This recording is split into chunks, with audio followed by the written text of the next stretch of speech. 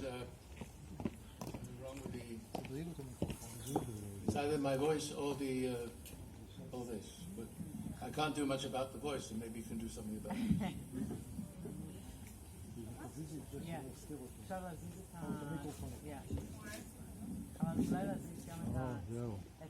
Thank you. Yeah. David, That's can you perfect. move the stand? No, that's perfect. No, I don't need a stand. Earlier on, I had the privilege of hearing General Lamigro give me a compliment, for which I'm very grateful. So I'd like to respond and say that it's most difficult to be the person who presents the dessert after the main dish.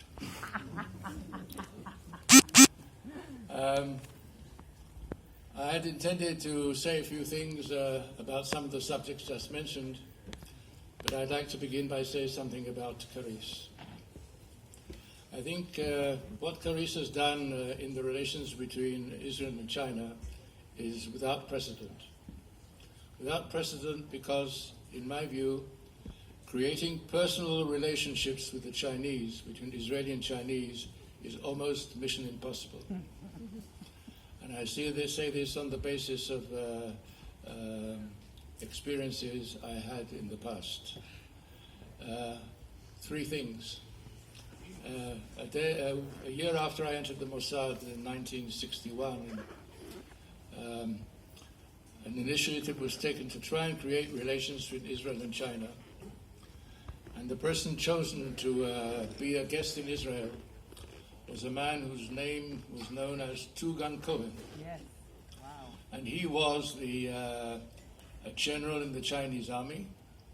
He was a British-born Jew from Manchester. And I was given the task of being his escort officer to Israel when he was in Israel. And we spent a few days together. The highlight of his visit here was I took him to the performance in Yiddish of Itzik Manger, the Megillah. He enjoyed the event immensely, and I thought that this was the top of the dessert.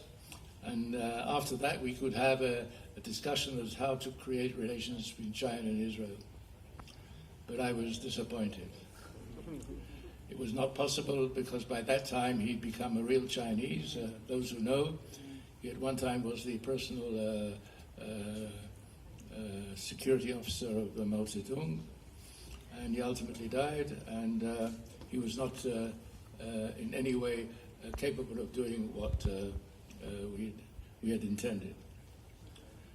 The second effort was in 1988, when I visited China 4 years before independence, before creating diplomatic relations.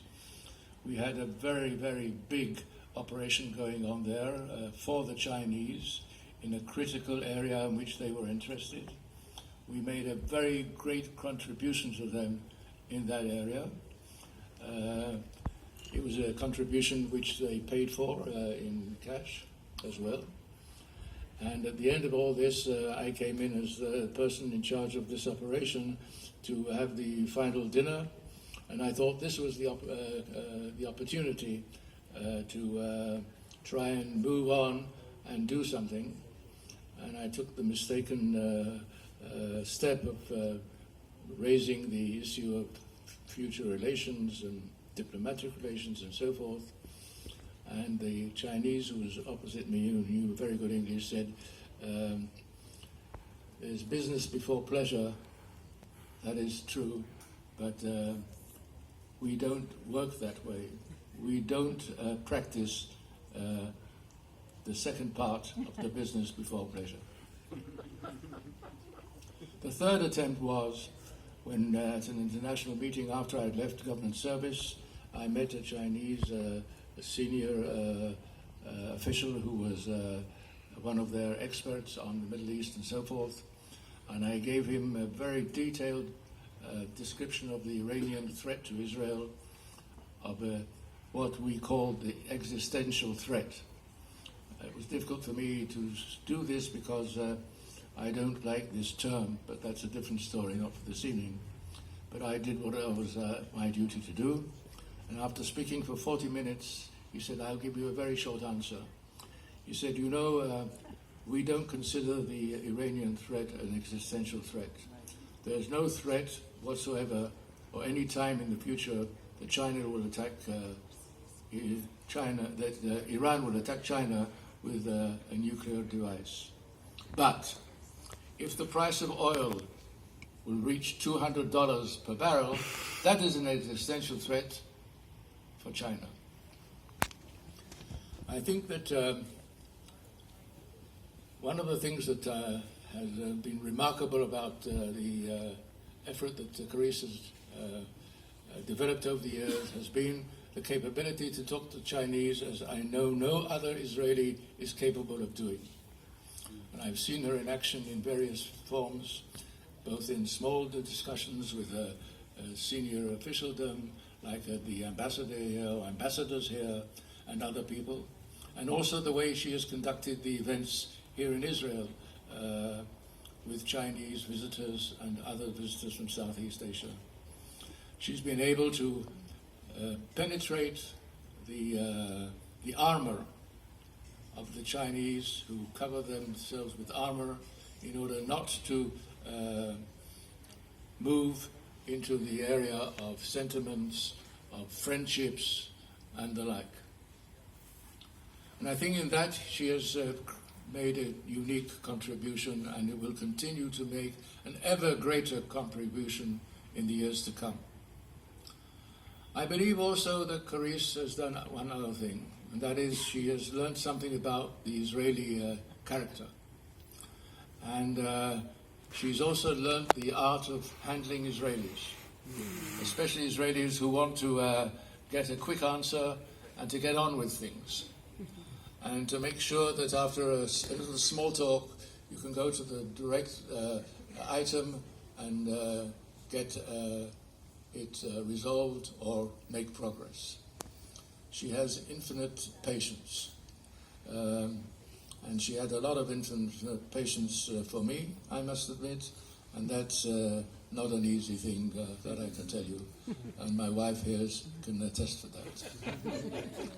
I think that these characteristics of Carice have made her a major strategic asset of Israel today in what we are going to face in the months and years to come. And I believe that this is something we have to prepare ourselves for.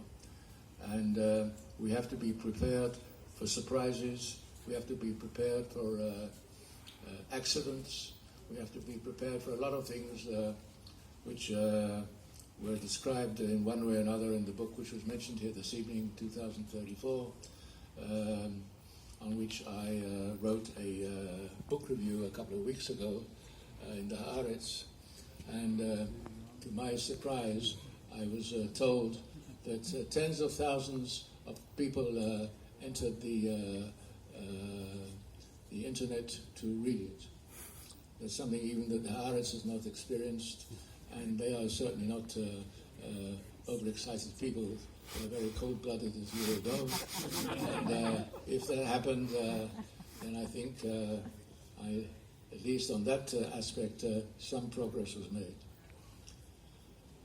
I think that Signal is a unique creation, because I've also realized that the Chinese who have come to these meetings feel relatively at ease there. That is something which is not given for Chinese, and meeting with Chinese and talking with Chinese, and even negotiating with the Chinese, which I've done once here and there, once in one way or another. Carice has the knack.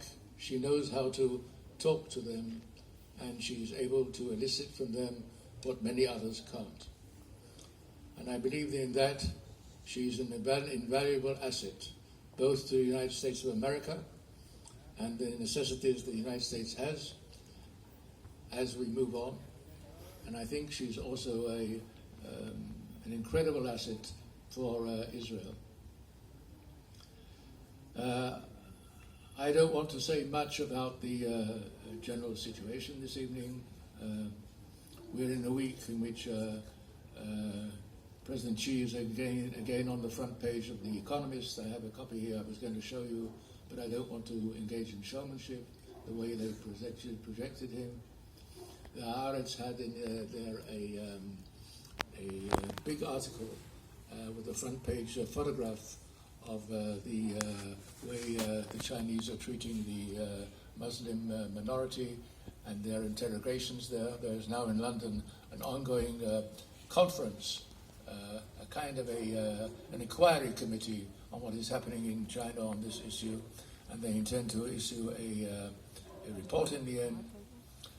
We are now entering a phase with China which we have not witnessed before. And I don't have to remind you that things are moving in this region also as far as the Chinese are concerned. The new agreement between China and Iran, signed in March of this year, the appearance of the Chinese foreign minister at the meeting of the Security Council in May of this year, when China was the rotating chair of the Security Council, at a time when we were facing the recent round of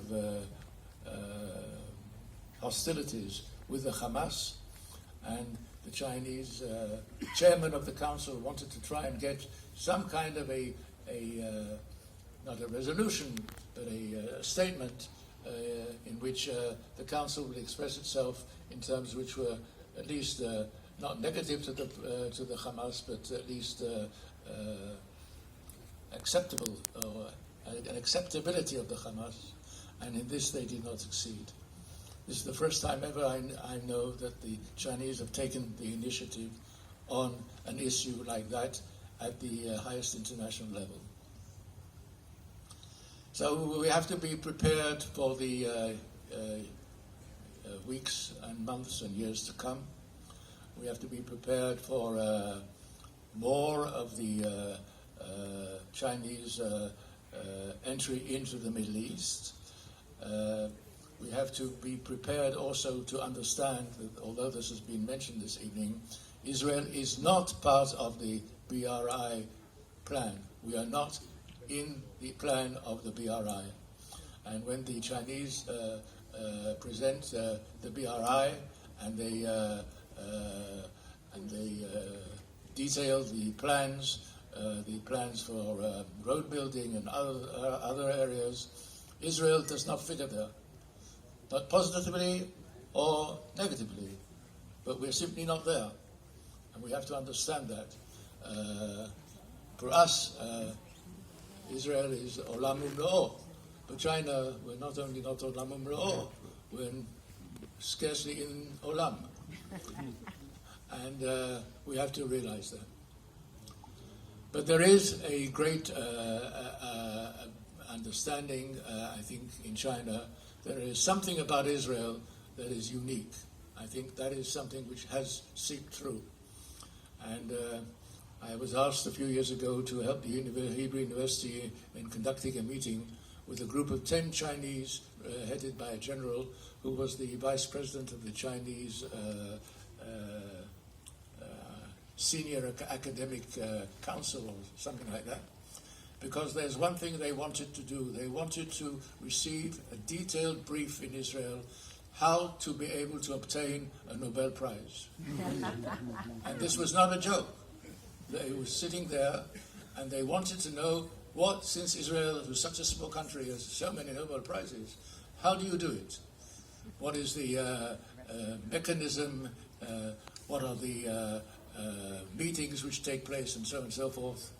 And the person who did this was Professor Rabinovich, Eliezer Rabinovich, who's just been elected the president of the CRN, which is the European big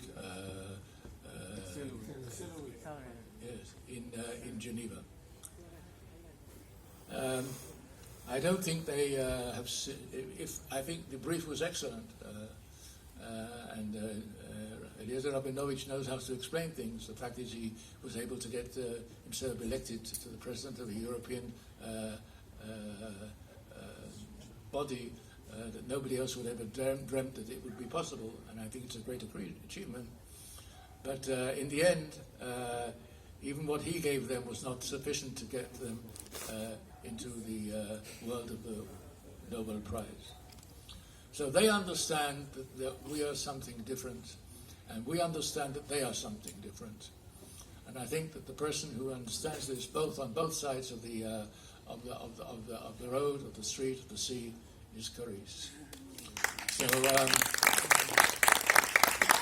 I will end my short presentation of the dessert this evening, as far as I understand, and the speech-making dessert, to say to you, Carice, you've done a wonderful job, and that is an understatement. And I think that in the many talks we have had, we've had many points in which we have not always agreed, and that means to say that things go well, because disagreement is part of the Israeli psyche these days, more than ever before. But nevertheless, I think you are one of the few consensual figures in Israel on anything. And having said this, and I'm not saying this in order to curry favor with you, because I know that if you think me worthy to address this very important and very distinguished group this evening, then maybe I've gone a little way in that road. But I also believe that I think you have the art of talking to people as if you were one of them. That is the part of the art. In negotiating, you have to reach the point where you sit with them and they feel that you're one of them, not one of us. And that's usually very, very difficult for Israelis. I can tell you that.